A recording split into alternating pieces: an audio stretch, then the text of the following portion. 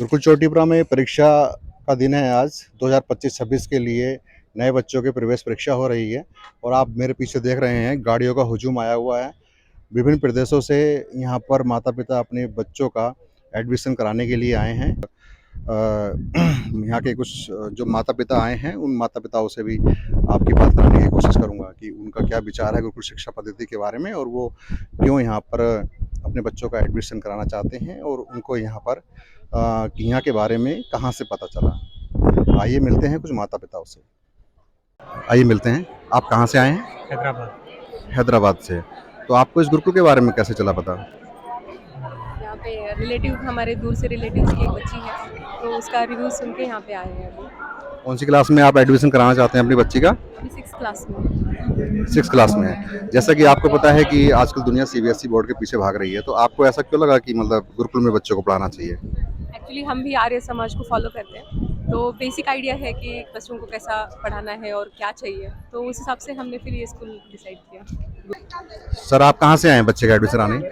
हम आए संभल से, बबराला। कोई रिलेटिव या पहले भी कोई और बच्चे पढ़ते हैं यहाँ पर, जानकार? नहीं, हमारे कोई रिलेटिव नहीं, कोई जानकारी नहीं है। हमें पता लगा इस क्षेत्र में ऐसे है, गुरुकुल है, तो हम यहाँ आए, हमने पता करा और सारी चीज़ हमने समझा, सारी चीज़ें उस हिसाब से। सो सर आप कहाँ से आए?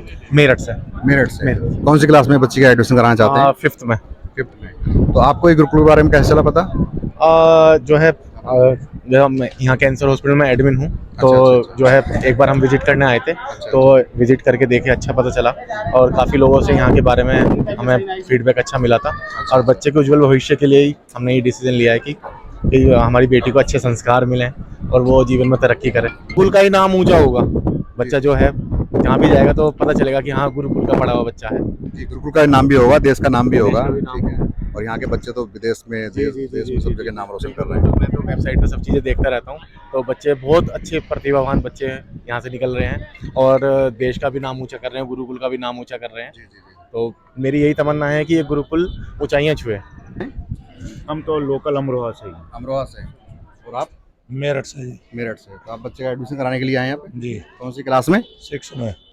तो बहुत ही अच्छी यहाँ व्यवस्था है, बहुत ही अच्छा यहाँ एक अनुशासन है, एक बहुत ही यहाँ एक सिस्टम है और यहाँ के जो बच्चे हैं वो लगभग 95% जो है कहीं ना कहीं किसी भी ऊंचे पदों पर शिक्षित होकर यहाँ से निकलते हैं और देश में अपने परिवार का, अपने क्षेत्र का, सबका नाम रोशन करते हैं। इसी को देखते हुए हम भी अपने बच्चों को यहाँ लेकर आए हैं।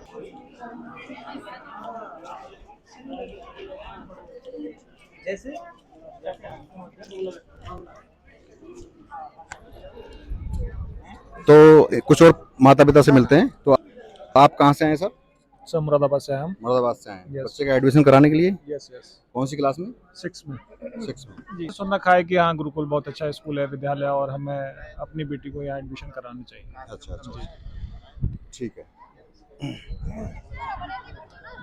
तो सर आप कहाँ से आए? मेरठ से। मेरठ से। मैं बरेली से हूँ सर। बरेली से। जी। तो गुरुकुल को पहले से जानते थे कि अभी कहीं से? मैंने ऑनलाइन सर्च किया था सर। ऑनलाइन सर्च किया था। हाँ, तो उसके थ्रू मुझे जानकारी मिली। तो कौन सी क्लास में एडमिशन कराना चाहते हैं? 6th class. 6th क्लास में। तो गुरुकुल संस्कृति की तरफ कैसे रुझान हुआ?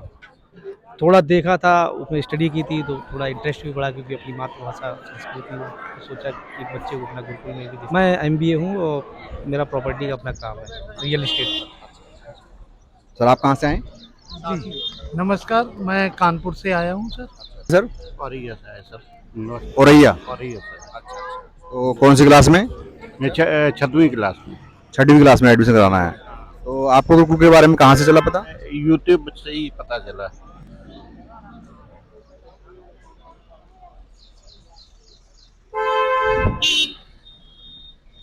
तो सत्येंद्र जी नमस्कार। जी नमस्ते। कैसे हैं? बहुत बढ़िया। तो कैसा लग रहा है गुरुकुल में आज? बहुत बढ़िया लग रहा है।